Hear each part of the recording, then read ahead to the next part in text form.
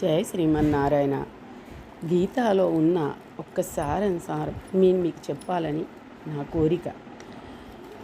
అసలు ఈ గీత అంటే ఏంటిది?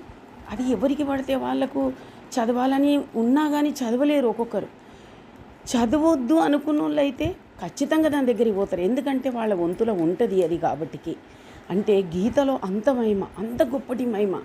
గీత ప్రతి ఒక్కరు చదవాలి. జీవితానికి చాలా అవసరం అది, చాలా. జై శ్రీమన్నారాయణ, జై శ్రీమన్నారాయణ. ఓం శ్రీ ఓం నమ శివాయ, ఓం శ్రీ ఓం నమ శివాయ, ఓం నమ శివాయ. శ్రీమాత్రే శ్రీమాత్రే శ్రీమాత్రే. అయితే ఈ గీతాలో ఇది ఒక చిన్న కథ. అయితే ఒకరోజు గరుడు, కాకి ఇద్దరు చాలా ప్రాణాది ప్రాణమైన సీతంగా ఉంటారు వాళ్ళిద్దరు. రోజు అడవిలో ఆడుతూ పాడుతూ తినుకుంటూ ఇక వాళ్ళ జీవితం అట్లా గడుపుతూ ఉంటారు.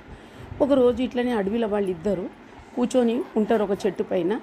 అయితే యముడు చూసి ముసిముసి నవ్వుతాడు కాకిని చూసి. ఏంటి కాకిని నన్ను ఇట్లా చూసి ముసిముసి నవ్వుతుంది గరుడా, ఎందుకు ఉండొచ్చు అని అంటే, ఏముందిలే, ఏం లేదులే అని. మళ్ళీ తెల్లారట్లే నవ్వుతాడు. భయపడతాడు. ఏదో గడబడి ఉంది, ఏదో ఇక నాది దగ్గరికి వచ్చినట్టుంది, ఇంకా నా గురించి యముడు వెంటాడుతున్నాడు అని అంటే, నువ్వు ఉండు మిత్ర, నువ్వేం బాధపడకు, నేను ఇంత దూరం తీసుకెళ్తా కదా అంటే అసలు అక్కడికి ఎవ్వరు రారు, నా రెక్కలపైన కూర్చోను, నేను తీసుకెళ్తానని ఆయన రెక్కలపైన కాకిని కూర్చోబెట్టుకొని గరుడు తీసుకెళ్ళి హిమాలయ పర్వతాలకు తీసుకెళ్ళినాక ఒక గృహలాగా ఉంటుంది. ఆ గృహలకు పోతూ ఉంటే అంతకుముందుకే యముడు ఆల్రెడీ రెడీగా ఉంటాడు. తను అక్కడ రెడీగా ఉంటాడు. అయ్యో ఇంత దూరం వచ్చేసాడు. అక్కడ యముడు కనబడుతూనే ఉంటాడు. కాకిని ప్రాణం తీసేస్తాడు. ఇది నువ్వు ఎంతవరకు కరెక్ట్ చేసినావు, ఇది ఎందుకు ఇట్లా చేసినావు అని అంటే, అవును ఆయనది ఇప్పుడు ఈ టైంలో ఈ గడియలని ఆయన ప్రాణం పోయేది ఉంది కాకిది, కాబట్టికి తీయవలసి వచ్చింది అంటాడు.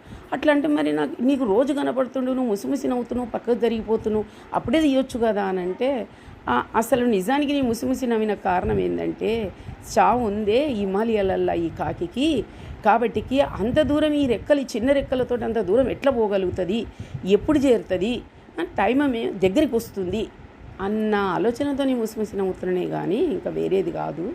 అట్లా ఎవరైనా సావు వచ్చినా ఎవరు ఆపలేరు దాన్ని. బ్రతకాలనుకున్నా ఎవరు చావనివ్వరు. అంతా రాసింది పరమాత్ముడి దగ్గరనే. పరమాత్ముడే అన్నీ నిర్ణయించేది. అంత చూడండి ఎంత ఆనందమైన కథ. ఇది విని మీరు తరిస్తారని, ఇది గీతాసారంలో ఉన్న ఒక్క చిన్న ఘట్టము, ఇది విని మీరు తరించాలని. ఓం నమ శివాయ, నమ శివాయ. శ్రీమాత్రే శ్రీమాత్రే. జై శ్రీమన్నారాయణ, జై శ్రీమన్నారాయణ.